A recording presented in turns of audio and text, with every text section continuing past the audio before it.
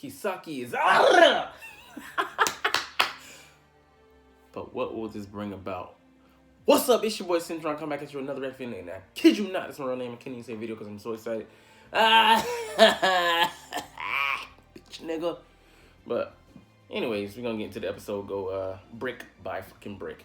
We start out at the fucking Tomon meeting, general meeting, and gather everybody, all the squads together, and we're gonna see, you know, what they have to say to everybody, because they ain't just, you know, bring everybody together just to be kicking in this shit.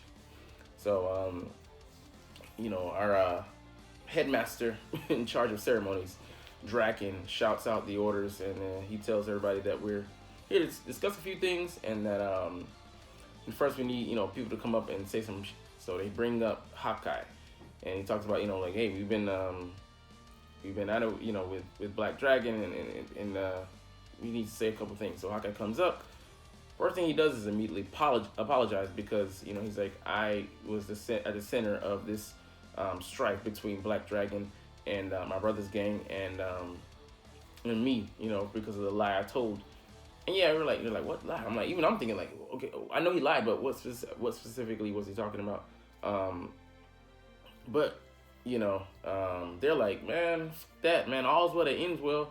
We beat the fuck out of them because Draken took care of them boys, their whole squad. I mean, like, why don't you just recruit with, you know, from them? I mean, yeah, if you could bring in Taiju, that would be the real steal. That's like, he's worth 100 men himself. But you know, he's going to go free range and do his own thing. But you know, he apologized, but he was quickly forgiven, man. And that's like brotherhood, bro. Those dudes, they roll, you know, thick as thieves, and it just ain't, you know, it ain't just for show. They really mean that shit.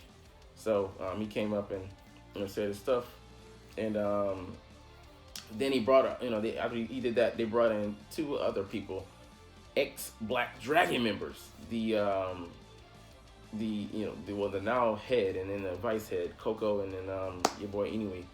And they said they're gonna by Mikey's decision, they're gonna be both serving up under the 1st division, which is, you know, Takemichi's division. He's a captain, and yeah, I'm like, damn, okay, well, that just makes them larger. I don't know if they have people coming with them or if it's just those 2, but we'll have to see, because, you know, we have some key stuff happening later in this episode. But I'm like, but yeah, of course they're gonna be, you know, doubted and you know, deemed as untrustworthy by everybody else.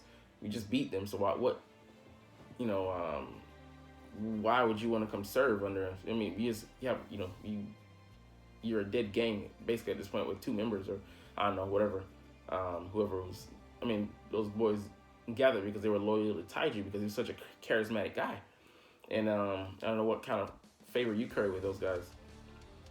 But definitely Steph, or, you know, Steph level.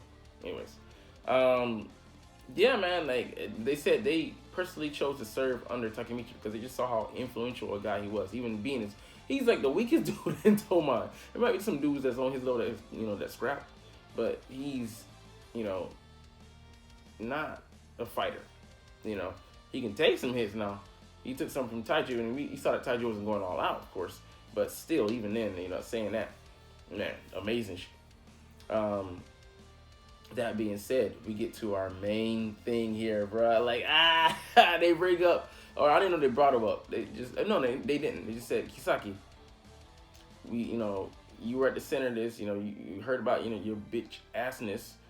You're out. Get the fuck out. Take your shit with you, motherfucker. And I'm like, Chief, you told on your bitch ass, nigga. Stupid motherfucker.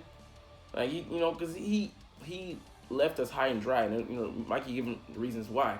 But yeah, he orchestrated this. He told Yuzuha to bring a knife to a fist fight, and, you know, to take out Taiju. He instigated the incident with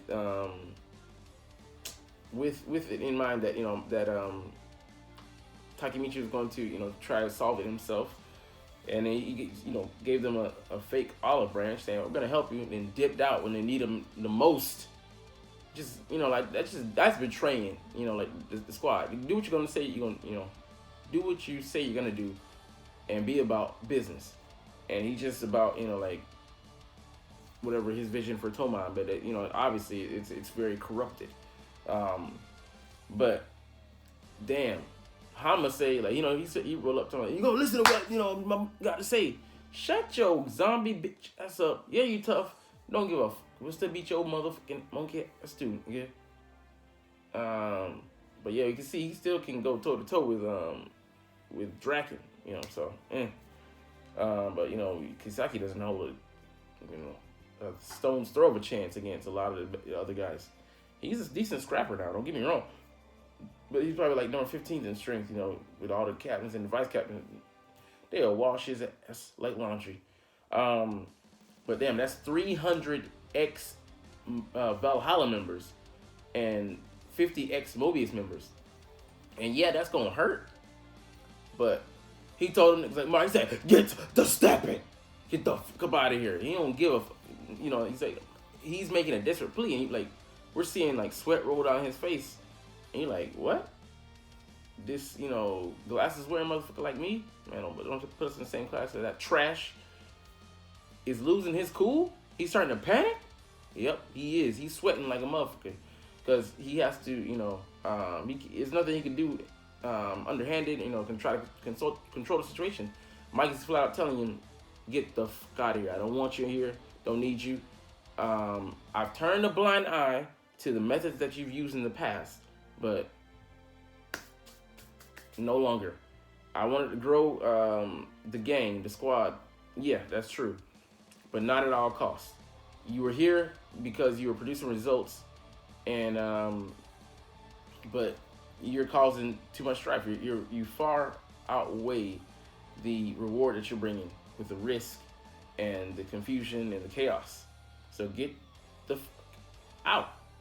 And he's trying to beg, plead, reason with Mikey, telling him that he is the moon to his sun, that he is a shade to Mikey's, light, that he really operates in the shadows so that Mikey can shine.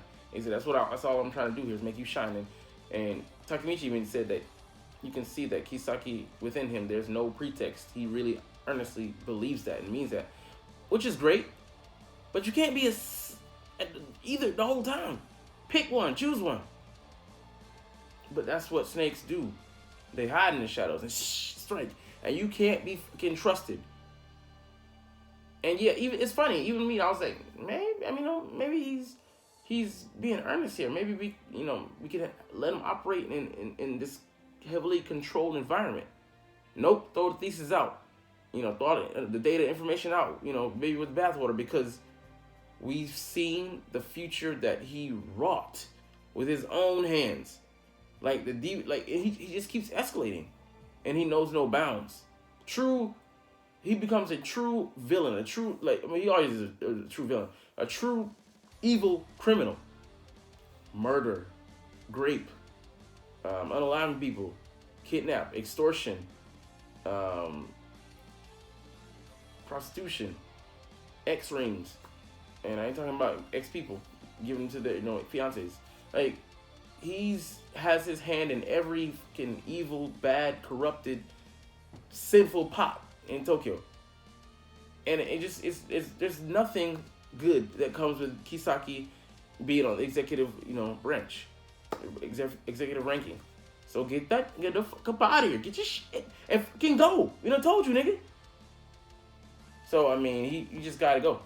You just gotta get the fuck out of here. So he panicking like a motherfucker, but ain't nothing you could do to try and keep that chokehold you got on Toman with this, that's 350 members out. We'll shrink back down to 100.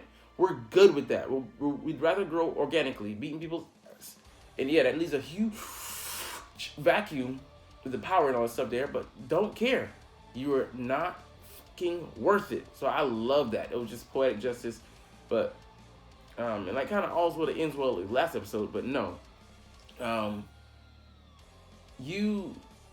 There's no way that things are going to end just as peacefully, because Takemichi has a talk with Shifuyu, thanks him for his service, thanks for everything. He tells him that he's the best friend that he's always wanted, and he tells him you just go back to the future. You're not the Takemichi that we know. you're from the future. You need to go back there. I'm just like, man, just go ahead and live this out.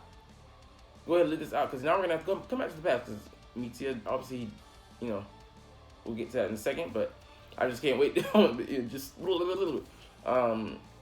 but we know that things haven't been resolved, because this isn't the end of the anime or the manga series, the material, source material.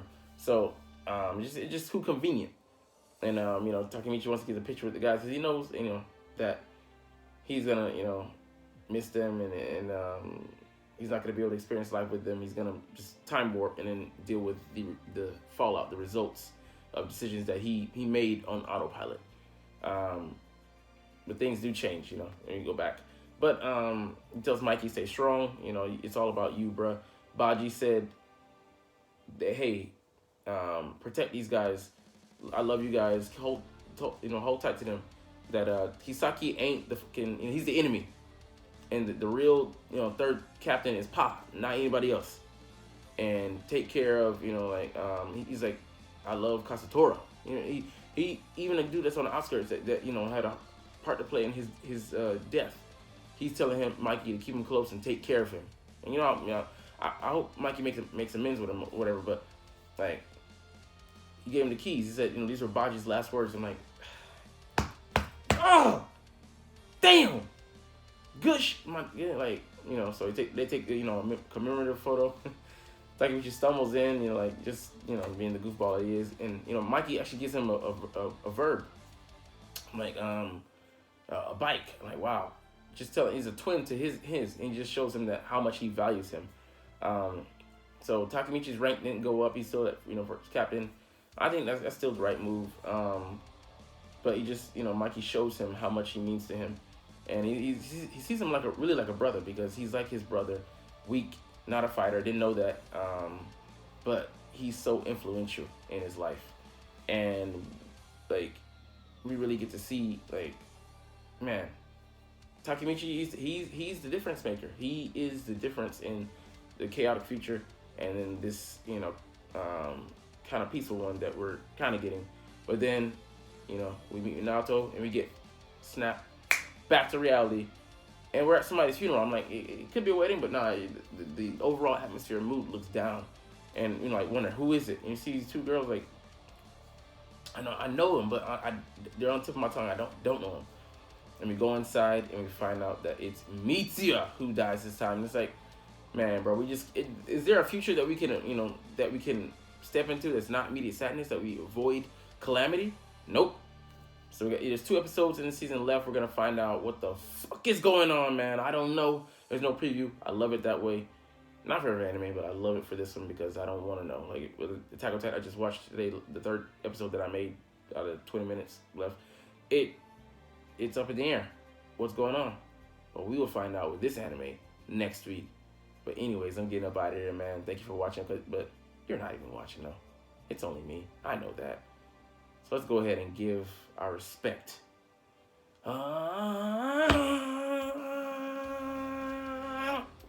See you. Like, comment, share, and subscribe if you like. Thanks for watching. Check me out at Cintron, Cintron Anime, Cintron Life, or Cintron Laughs, or other social media.